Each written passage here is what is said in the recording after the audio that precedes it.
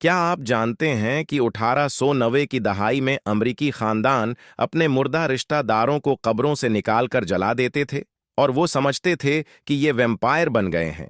New England में तब दक की बीमारी फैल रही थी। लोग एक के बाद एक मर रहे थे, लेकिन डॉक्टरों के पास जाने के बजाय लोगों ने यकीन कर लिया कि मुर्दे वापस आकर जिंदों का खून पी रहे हैं। खानदान अपने प्यारों की कब्रें खोदते। अगर मुन्ना में खून हो, बाल बढ़े हों या लाश सही तरीके से न गली हो तो वो समझते ये वैम्पायर है। 19 साला मर्सी ब्राउन का वाकया सबसे मशहूर है। इसके वालिद ने उसकी लाश निकाली, दिल जलाया और राख अपने बीमार बेटे को खुलाई। पूरे शहरों में ये खौफ फैल गया। खानदान अपने आबाओ अजदाद की कब्रें तबाह कर रहे थे। अखबारी रिपोर्टर्स इन खौफनाक रसूम को देखकर लिखते रहे,